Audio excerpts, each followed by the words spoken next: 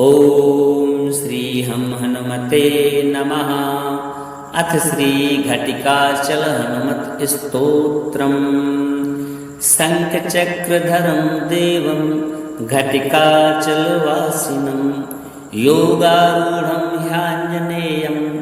वायुपुत्रं नमाम्यहम्। भक्ताभीष्टप्रदातारं चतुर्बाहुविराजितं दिवाकरद्युतिनिभं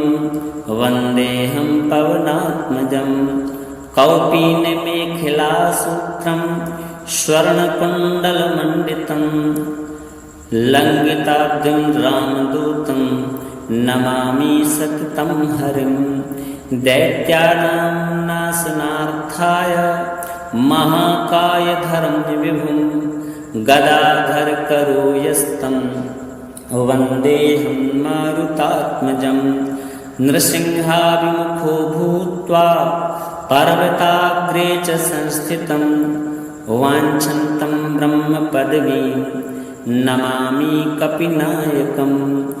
वालादित्यवपुष्कं च सागरोत्तारकारकं समीरवेगं देवेशं वन्दे यमतविक्रमम्। पद्मरागारुणमणि शोभितं कामरूपिणं पारिजाततरुस्थं च वन्देऽहं वनचारिणं। रामदूत नमस्तुभ्यं पादपद्मार्चनं सदा देहि मे वाञ्छितफलं पुत्रपौत्रप्रवर्धनम्। इदं स्तोत्रं पठे नित्यं प्रातः काले द्विजोत्तमः तस्याभीष्टं ददात्यासु रामभक्तो महाबलः। शङ्खचक्रधरं देवं घटिकाचलवासिनं योगारूढं ह्याञ्जनेयं वायुपुत्रं नमाम्यहम्। भक्ताभीष्टप्रदातारं चतुर्बाहुविराजितं दिवाकरद्युतिनिभं वन्देऽहं पवनात्मजं। कौपीनमेखिलासूत्रं स्वर्णकुण्डलमण्डितं लङ्घिताब्धिं रामदूतं नमामि सततं हरिं। दैत्यानां नाशनार्थाय महाकायधरं विभुं गदाधरकरोयस्तं वन्देऽहं मारुतात्मजं। नृसिंहाभिमुखो भूत्वा पर्वताग्रे च संस्थितं वाञ्छन्तं ब्रह्मपदवीं नमामि कपिनायकं। वालादित्यवपुष्कं च सागरोत्तारकारकं समीरवेगं देवेशं वन्दे यमतविक्रमम्। पद्मरागारुणमणि शोभितं कामरूपिणं पारिजाततरुस्थं च वन्देऽहं वनचारिणं। रामदूत नमस्तुभ्यं पादपद्मार्चनं सदा देहि मे वाञ्छितफलं पुत्रपौत्रप्रवर्धनम्। इदं स्तोत्रं पठे नित्यं प्रातः काले द्विजोत्तमः तस्याभीष्टं ददात्यासु रामभक्तो महाबलः। शङ्खचक्रधरं देवं घटिकाचलवासिनं योगारूढं ह्याञ्जनेयं वायुपुत्रं नमाम्यहम्। भक्ताभीष्टप्रदातारं चतुर्बाहुविराजितं दिवाकरद्युतिनिभं वन्देऽहं पवनात्मजं। कौपीनमेखिलासूत्रं स्वर्णकुण्डलमण्डितं लङ्घिताब्धिं रामदूतं नमामि सततं हरिं। दैत्यानां नाशनार्थाय महाकायधरं विभुं गदाधरकरोयस्तं वन्देऽहं मारुतात्मजं। नृसिंहाभिमुखो भूत्वा पर्वताग्रे च संस्थितं वाञ्छन्तं ब्रह्मपदवीं नमामि कपिनायकं वालादित्यवपुष्कं च सागरोत्तारकारकं समीरवेगं देवेशं वन्देऽहमतविक्रमं पद्मरागारुणमणि शोभितं कामरूपिणं पारिजाततरुस्थं च वन्देऽहं वनचारिणं रामदूत नमस्तुभ्यं पादपद्मार्चनं सदा देहि मे वाञ्छितफलं पुत्रपौत्रप्रवर्धनम् इदं स्तोत्रं पठे नित्यं प्रातःकाले द्विजोत्तमः तस्याभीष्टं ददात्यासु रामभक्तो महाबलः शङ्खचक्रधरं देवं घटिकाचलवासिनं योगारूढं ह्याञ्जनेयं वायुपुत्रं नमाम्यहं भक्ताभीष्टप्रदातारं चतुर्बाहुविराजितं दिवाकरद्युतिनिभं वन्देऽहं पवनात्मजं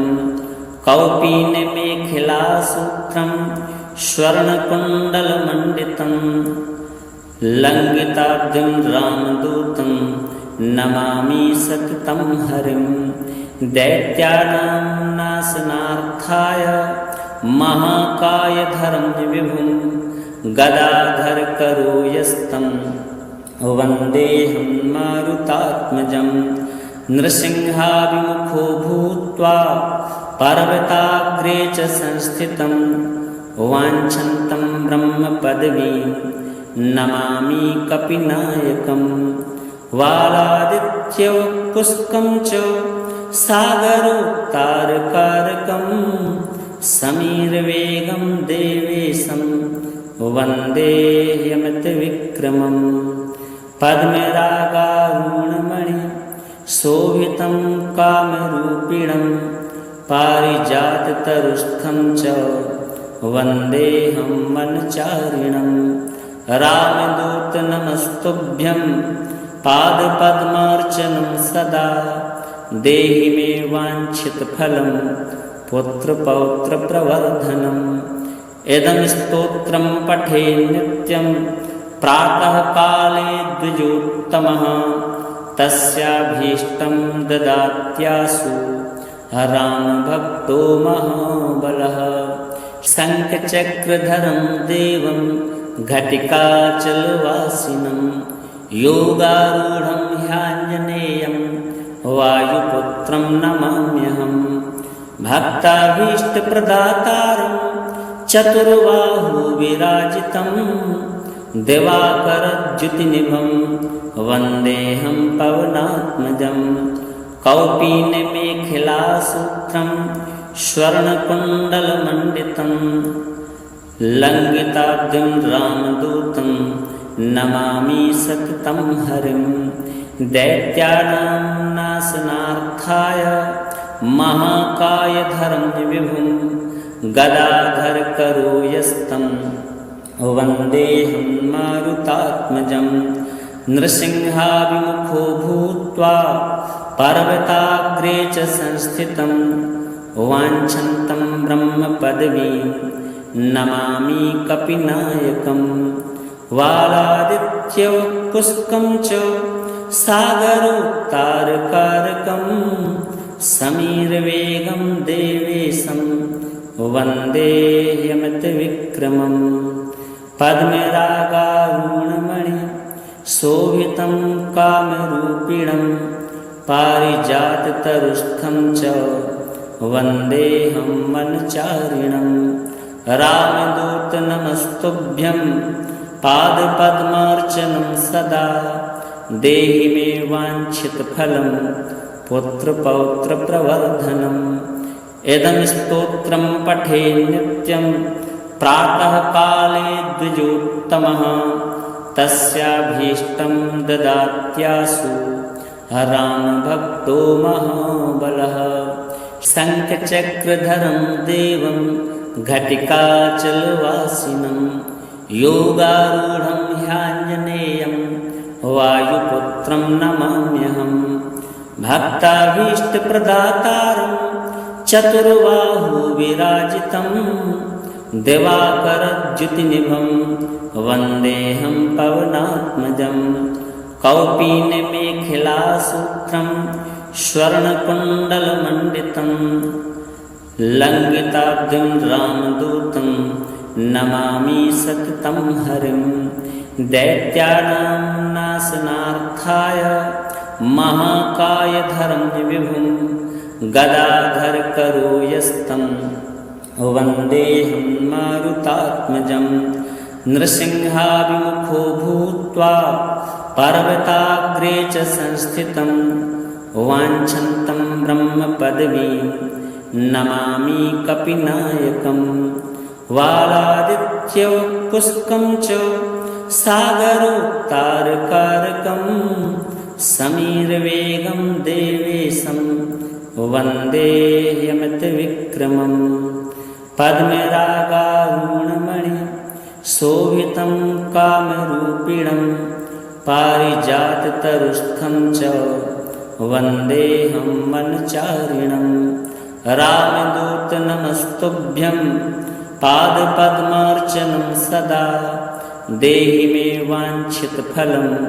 पुत्रपौत्रप्रवर्धनम् इदं स्तोत्रं पठे नित्यं प्रातःकाले द्विजोत्तमः तस्याभीष्टं ददात्यासु रामभक्तो महाबलः शङ्खचक्रधरं देवं घटिकाचलवासिनं योगारूढं ह्याञ्जनेयं वायुपुत्रं नमाम्यहं भक्ताभीष्टप्रदातारं चतुर्बाहुविराजितं दिवाकरद्युतिनिभं वन्देऽहं पवनात्मजं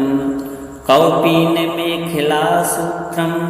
स्वर्णकुण्डलमण्डितं लङ्घिताब्धिं रामदूतं नमामि सततं हरिं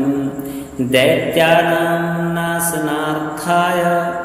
महाकायधरं विभुं गदाधरकरोयस्तं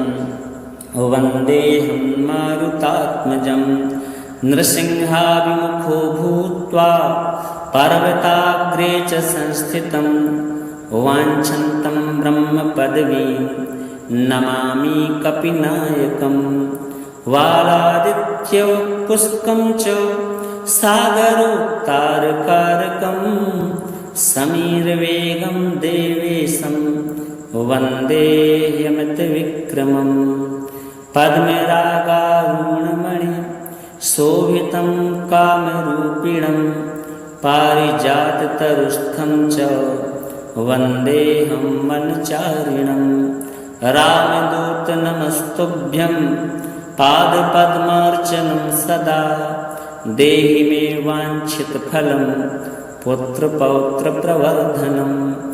इदं स्तोत्रं पठे नित्यं प्रातःकाले द्विजोत्तमः तस्याभीष्टं ददात्यासु रामभक्तो महाबलः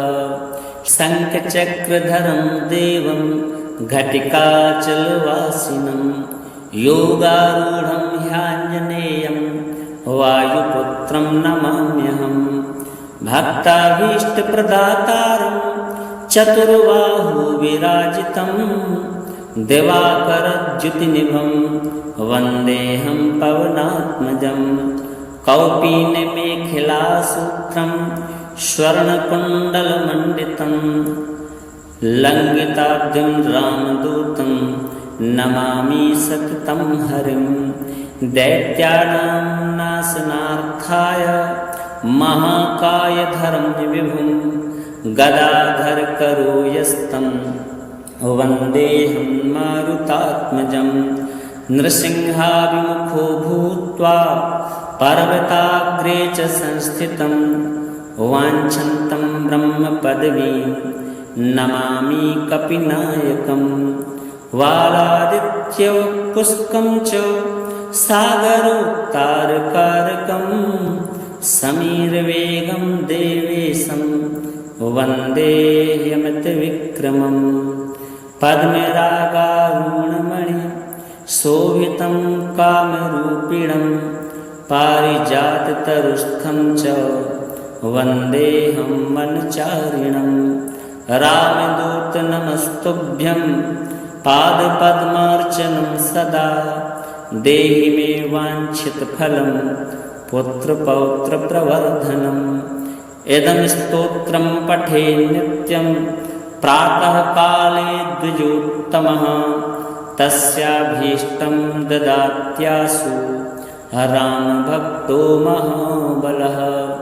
शङ्खचक्रधरं देवं घटिकाचलवासिनं योगारूढं ह्याञ्जनेयं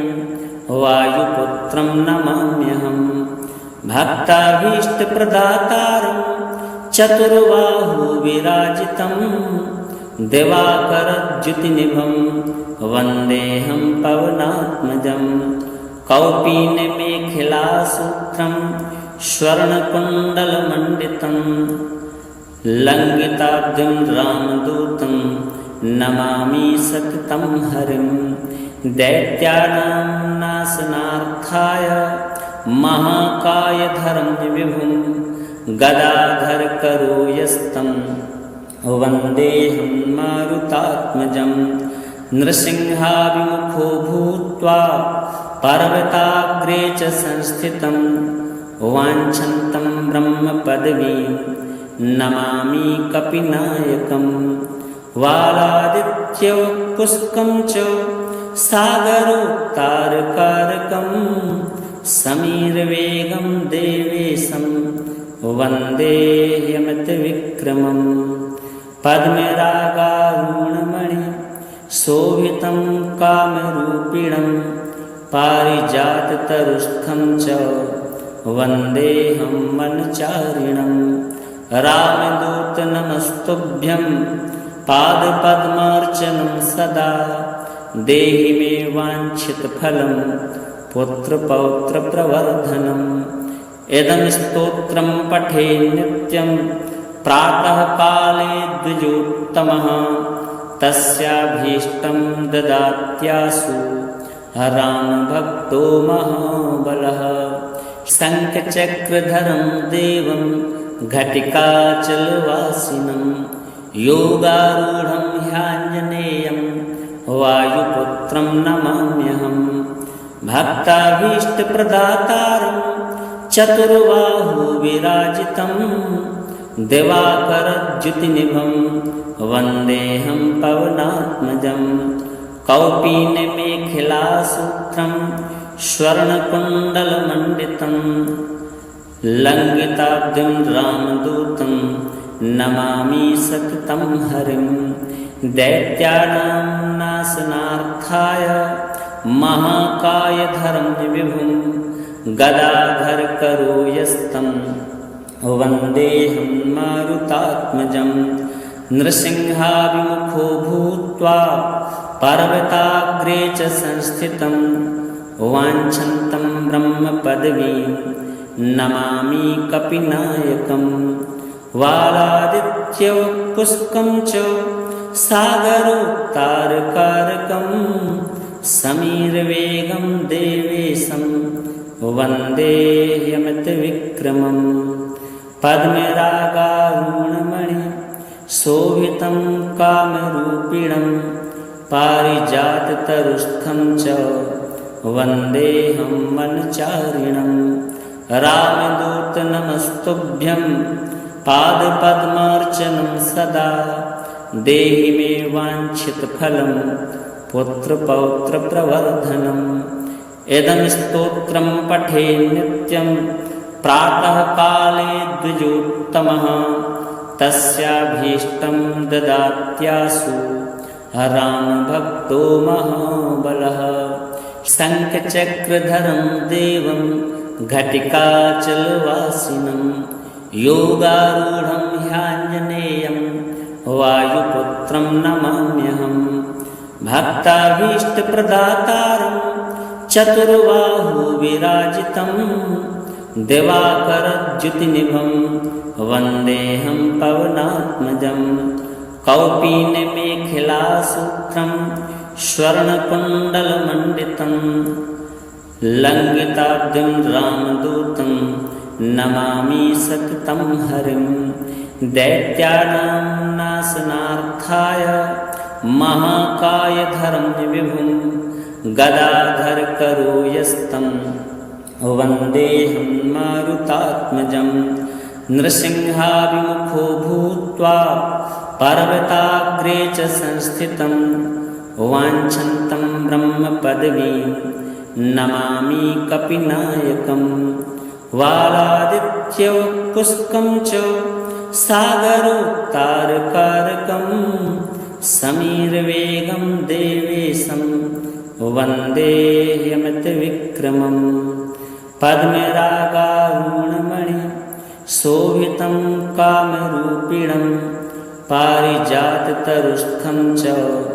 वन्देऽहं वनचारिणं रामदूत नमस्तुभ्यं पादपद्मार्चनं सदा देहि मे वाञ्छितफलं पुत्रपौत्रप्रवर्धनम् इदं स्तोत्रं पठे नित्यं प्रातःकाले द्विजोत्तमः तस्याभीष्टं ददात्यासु रामभक्तो महाबलः शङ्खचक्रधरं देवं घटिकाचलवासिनं योगारूढं ह्याञ्जनेयं वायुपुत्रं नमाम्यहं भक्ताभीष्टप्रदातारं चतुर्बाहुविराजितं दिवाकरद्युतिनिभं वन्देऽहं पवनात्मजं कौपीनमेखिलासूत्रं स्वर्णकुण्डलमण्डितं लङ्घिताब्धिं रामदूतं नमामि सततं हरिं दैत्यानां नाशनार्थाय महाकायधरं विभुं गदाधरकरोयस्तं वन्देऽहं मारुतात्मजं नृसिंहाभिमुखो भूत्वा पर्वताग्रे च संस्थितं वाञ्छन्तं ब्रह्मपदवीं नमामि कपिनायकं वालादित्यवपुष्कं च सागरोत्तारकारकं समीरवेगं देवेशं वन्देऽहमतिविक्रमं पद्मरागारुणमणि शोभितं कामरूपिणं पारिजाततरुस्थं च वन्देऽहं वनचारिणं रामदूत नमस्तुभ्यं पादपद्मार्चनं सदा देहि मे वाञ्छितफलं पुत्रपौत्रप्रवर्धनम् इदं स्तोत्रं पठे नित्यं प्रातःकाले द्विजोत्तमः तस्याभीष्टं ददात्यासु रामभक्तो महाबलः शङ्खचक्रधरं देवं घटिकाचलवासिनं योगारूढं ह्याञ्जनेयं वायुपुत्रं नमाम्यहं भक्ताभीष्टप्रदातारं चतुर्बाहुविराजितं दिवाकरद्युतिनिभं वन्देऽहं पवनात्मजं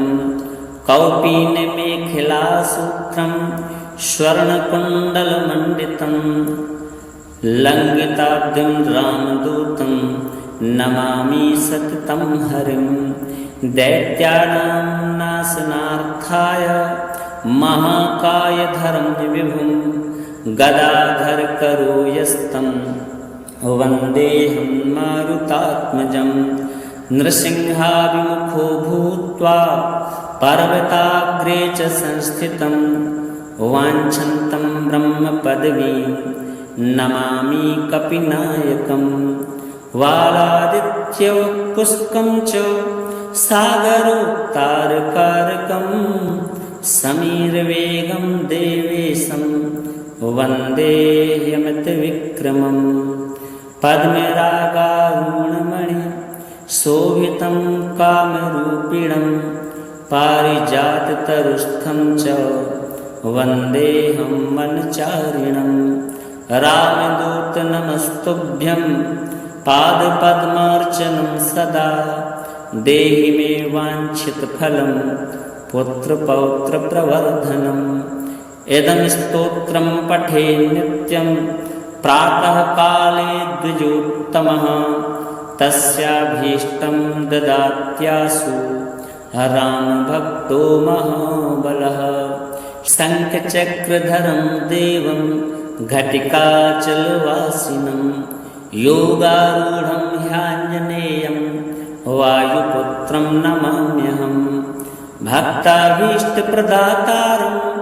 चतुर्बाहुविराजितं दिवाकरद्युतिनिभं वन्देऽहं पवनात्मजं कौपीनमेखिलासूत्रं स्वर्णकुण्डलमण्डितं लङ्घिताब्धिं रामदूतं नमामि सततं हरिं दैत्यानां नाशनार्थाय महाकायधरं विभुं गदाधरकरोयस्तं वन्देऽहं मारुतात्मजं नृसिंहाभिमुखो भूत्वा पर्वताग्रे च संस्थितं वाञ्छन्तं ब्रह्मपदवीं नमामि कपिनायकं वालादित्यवपुष्कं च सागरोत्तारकारकं समीरवेगं देवेशं वन्देऽहमितविक्रमं पद्मरागारुणमणि शोभितं कामरूपिणं पारिजाततरुस्थं च वन्देऽहं वनचारिणं रामदूत नमस्तुभ्यं पादपद्मार्चनं सदा देहि मे वाञ्छितफलं पुत्रपौत्रप्रवर्धनम् इदं स्तोत्रं पठे नित्यं प्रातः काले द्विजोत्तमः तस्याभीष्टं ददात्यासु रामभक्तो महाबलः शङ्खचक्रधरं देवं घटिकाचलवासिनं योगारूढं ह्याञ्जनेयं वायुपुत्रं नमाम्यहं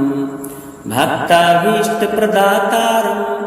चतुर्बाहुविराजितं दिवाकरद्युतिनिभं वन्देऽहं पवनात्मजं कौपीनमेखिलासूत्रं स्वर्णकुण्डलमण्डितं लङ्घिताब्धिं रामदूतं नमामि सततं हरिं दैत्यानां नाशनार्थाय महाकायधरं विभुं गदाधरकरोयस्तं वन्देऽहं मारुतात्मजं नृसिंहाभिमुखो भूत्वा पर्वताग्रे च संस्थितं वाञ्छन्तं ब्रह्मपदवीं नमामि कपिनायकं वालादित्यवपुष्कं च सागरोत्तारकारकं समीरवेगं देवेशं वन्देऽहमितविक्रमं पद्मरागारुणमणि शोभितं कामरूपिणं पारिजाततरुस्थं च वन्देऽहं वनचारिणं रामदूत नमस्तुभ्यं पादपद्मार्चनं सदा देहि मे वाञ्छितफलं पुत्रपौत्रप्रवर्धनम् इदं स्तोत्रं पठे नित्यं प्रातः काले द्विजोत्तमः तस्याभीष्टं ददात्यासु रामभक्तो महाबलः।